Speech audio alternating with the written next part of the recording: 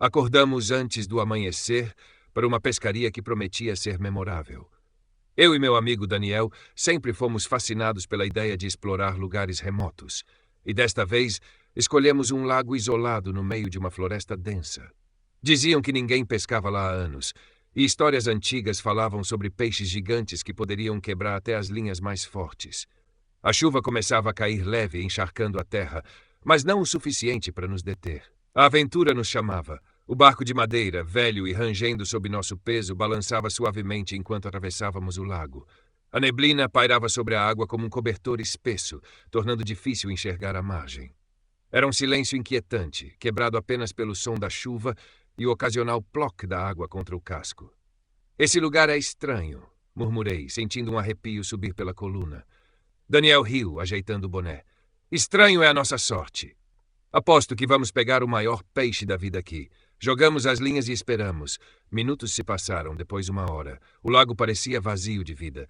Nenhum peixe beliscava as iscas, nenhum movimento perturbava a superfície. O ar estava parado, frio e denso. A chuva se intensificava e o céu ficava cada vez mais escuro, mesmo que ainda fosse de manhã. Foi então que senti o puxão. Acho que consegui. Gritei, com o coração disparado, enquanto a vara quase escapava das minhas mãos.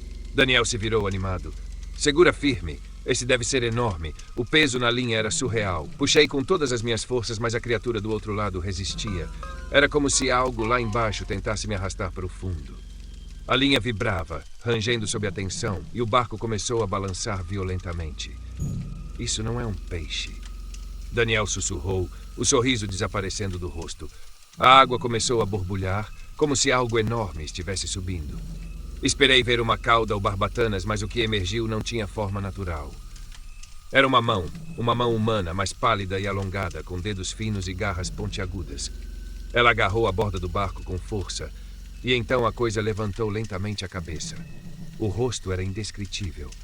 Não tinha olhos, apenas órbitas vazias que escorriam um líquido preto e viscoso. A boca se abria em um sorriso grotesco, cheio de dentes irregulares e afiados. A pele parecia molhada e apodrecida, como se tivesse estado debaixo d'água por séculos. Pega o remo! Gritei, tentando soltar a linha que agora parecia presa em mim. Mas Daniel estava paralisado, os olhos fixos na criatura. Ele murmurava algo ininteligível, como se estivesse hipnotizado. A coisa ergueu outra mão, arranhando o casco com um som que parecia gritos de unha em vidro. Desesperado, larguei a vara e empurrei Daniel para trás, tentando fazer o barco balançar e afastá-la. Mas a criatura abriu a boca, um buraco negro sem fundo, e soltou um som horrível, uma mistura de gemido e vento uivante. O barco começou a girar e a água ao redor se tornou um redemoinho escuro. Daniel, sai daqui. Tentei puxá-lo, mas ele escorregou, caindo na água. O grito dele foi abafado enquanto desaparecia na escuridão. O som de algo se arrastando para longe ecoou, e então, silêncio. Eu fiquei só, no meio do lago. A vara de pesca flutuava ao meu lado, quebrada. A noite estava perfeita para a festa de formatura. Alugamos uma chácara isolada no interior, longe da cidade, com uma piscina, um salão decorado com luzes piscantes e música alta ecoando pelo campo. Estávamos felizes, dançando e celebrando o fim de uma fase. Ninguém pensava em perigo nem em mistérios, só no futuro brilhante à nossa frente. Mas então a chuva começou. Foi leve no início, pingos suaves que refrescavam o ar quente. Depois a tempestade caiu de vez, e todos correram para dentro, rindo e espirrando água pelo salão. Eu fiquei um pouco para trás, observando os raios cortarem o céu. Foi aí que vi algo, uma figura parada perto da árvore mais distante. Uma silhueta alta, imóvel, com o rosto oculto pela escuridão. Franzi o senho. Ei, quem está aí? Gritei, mas a música abafou minha voz. A figura não respondeu. O raio seguinte iluminou o campo por um breve instante, e a coisa que estava lá agora parecia mais perto. Não andou. Apenas estava mais próxima. Meu peito apertou. Corri para dentro, sentindo o coração martelar. Tem alguém lá fora, falei para meus amigos. Deve ser Dedix pregando peça de novo, respondeu Letícia, balançando a cabeça. Não era o Alex, murmurei, mas ninguém me ouviu. A noite seguiu. Risadas, brindes, música.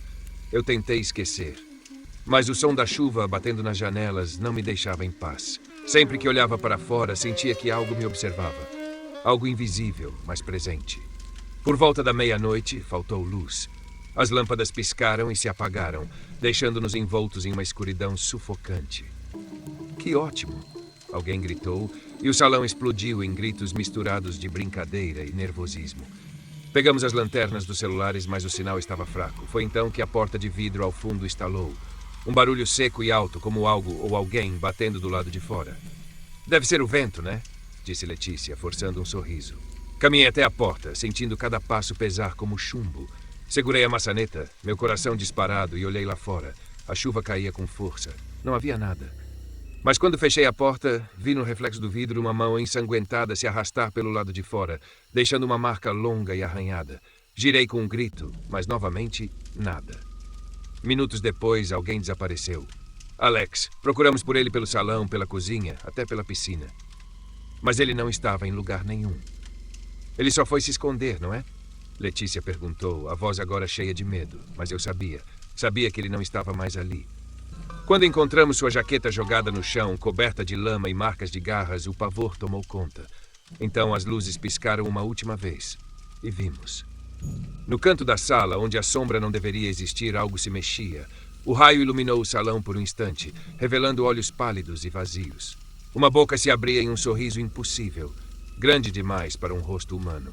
E ele estava entre nós. A luz apagou de vez. E a porta trancada não impediu que algo entrasse.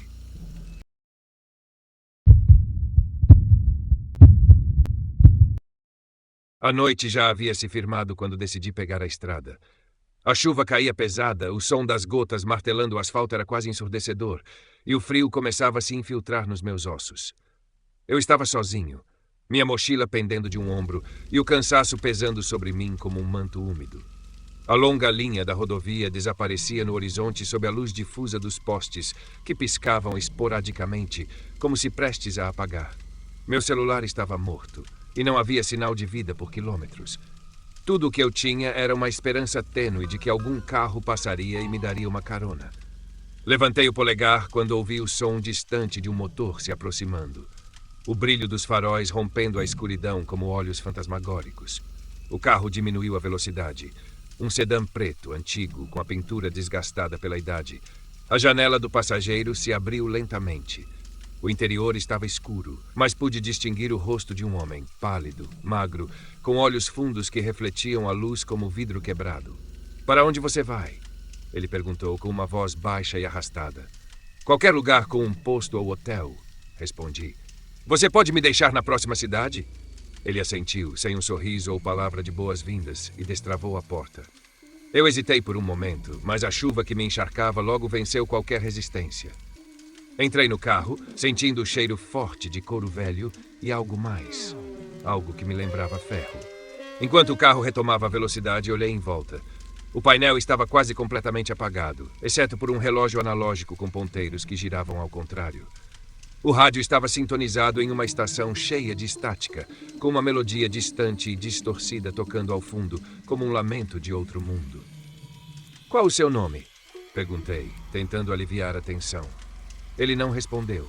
Apenas continuou dirigindo, os olhos fixos na estrada. A escuridão lá fora parecia mais espessa, quase viva, como se a própria noite nos cercasse. O silêncio ficou insuportável. Obrigado por me dar uma carona. Tentei novamente. O tempo está terrível. A estrada nunca acaba para quem está perdido, ele murmurou, como se falasse consigo mesmo. Um calafrio percorreu minha espinha. A chuva parecia mais intensa e as janelas começaram a embaçar, obscurecendo a visão lá fora. Mas o que realmente me deixou inquieto foi o fato de que a estrada parecia sempre a mesma.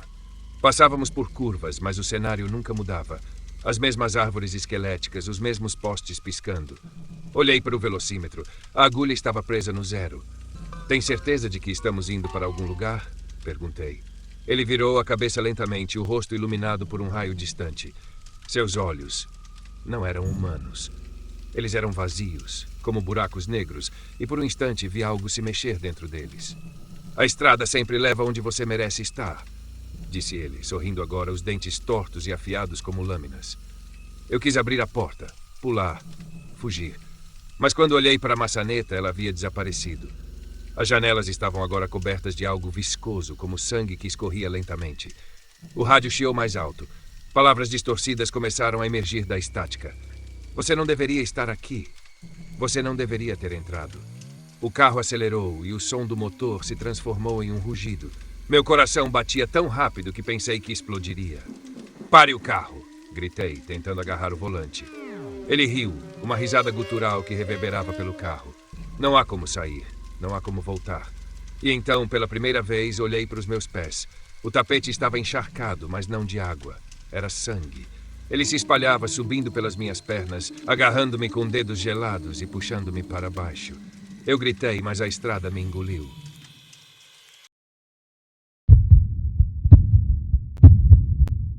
Era uma tarde nublada quando decidimos explorar a trilha desconhecida. Eu e minha namorada, Sofia, éramos apaixonados por aventuras e lugares remotos. A floresta parecia perfeita, isolada, tranquila, com árvores tão altas que pareciam tocar o céu. A chuva fina que começara a cair dava ao lugar um ar mágico e úmido, mas ao mesmo tempo carregado de algo mais sombrio. Você ouviu isso? Perguntei, parando de repente. Sofia riu, achando graça do meu nervosismo. Deve ser só o vento. Ela continuou andando à frente, mas algo no jeito como sua voz vacilou fez meu estômago se apertar.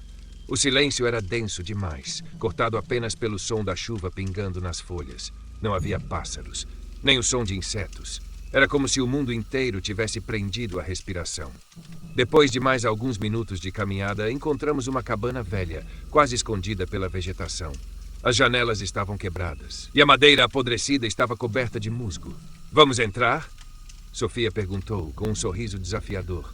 Isso parece uma péssima ideia, murmurei, mas ela já empurrava a porta, que se abriu com um rangido perturbador. O interior era escuro e cheirava a mofo. No centro da sala havia uma mesa com velas derretidas e uma cadeira caída de lado.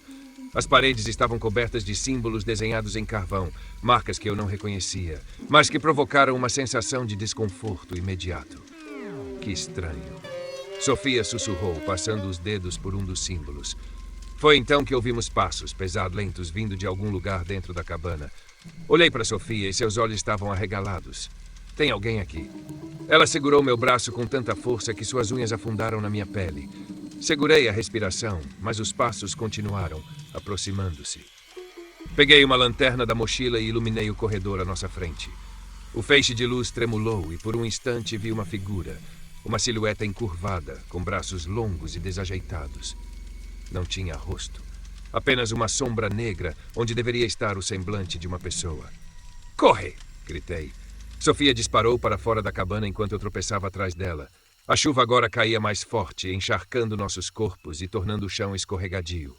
As árvores pareciam se fechar ao nosso redor, os galhos se estendendo como braços. A sensação de ser seguido era insuportável. O som dos passos se misturava com o da tempestade, mas aqueles passos não eram os nossos. Finalmente saímos da trilha e chegamos à estrada, ofegantes, com os corações disparados.